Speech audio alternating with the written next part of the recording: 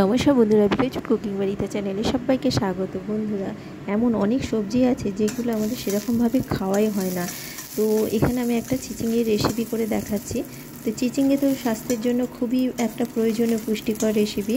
প্রোটিনে ভরপুর থাকে, ফ্যাট, ভিটামিন, কার্বোহাইড্রেটও থাকে। তো চিচিঙ্গে হচ্ছে অনেক রোগের উপকার করে। মাথা ব্যথা, জন্ডিস, এমনকি হজমের গণ্ডগোল হলেও সেখানে চিচিঙ্গে কিন্তু খুবই কার্যকরী।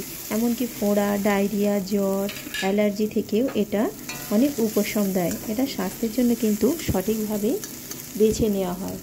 তো এই সবজিটা কিন্তু আমাদের খাওয়া কিন্তু দরকার।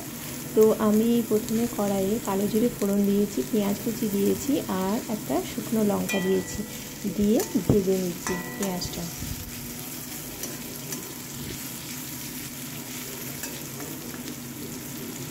তো ভাজা ভাজা হয়ে গেছে। এরপরে আমি সবজিগুলো তুলে দেবো। এখানে আমি যে সবজি নিয়েছি, কুমড়ো, আলু আর চিচিঙ্গে।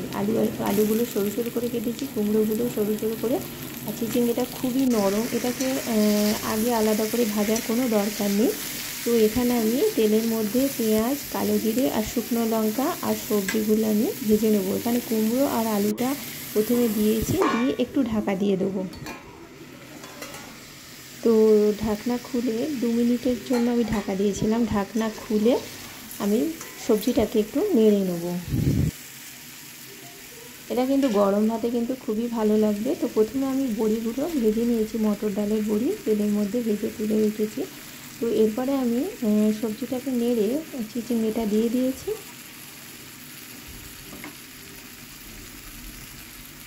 দিয়ে ভালো করে নেড়ে নেব। তো চিচিঙ্গেটা হচ্ছে খুবই নরম আর খেতেও ভালো লাগবে। তো গরম ভাতে এরকম তরকারি থাকলে সত্যি বন্ধুরা একদম জমে যাবে। তো চিচিঙ্গেটা দিয়ে ভালো করে আমি নেড়ে নিচ্ছি। এখানে 2টো কাঁচা লঙ্কা দিয়েছি।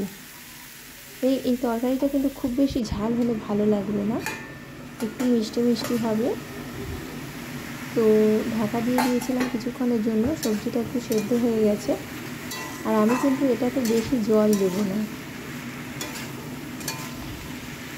এই ঢেকে সবজিটা কিন্তু সেদ্ধ হয়ে যাবে ঢাকা দিয়ে দিয়ে। তো এরপরে আমি মশলাগুলো অ্যাড করব।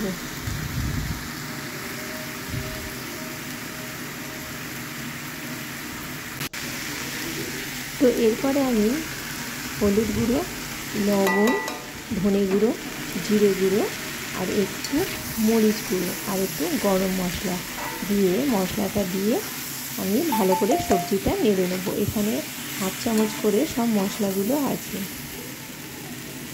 তো মশলাটা দিয়ে ভালো করে কষিয়ে নেব। এরপরে আমি সামান্য পরিমাণে জল দেবো।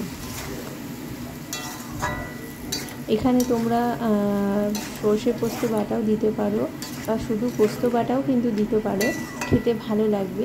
এখানে আমি পাউডার ব্যবহার করেছি, ধনে গুঁড়ো, জিরে গুঁড়ো পাউডারগুলো ব্যবহার করেছি। তোমরা একটু বাটা মশলাও দিতে পারো, পোস্ত বাটা বা সর্ষে বাটা।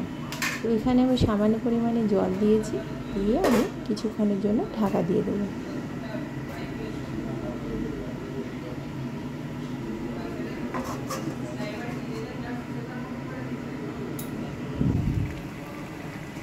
তো 5 মিনিট পরে আমি ঢাকা খুলে নিয়েছি।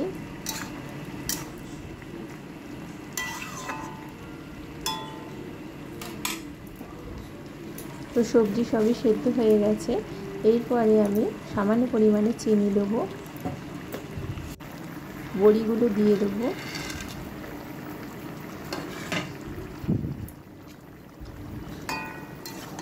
এরপরে আমি একটু কাঁচা সর্ষের তেল দিয়ে নামিয়ে নেব।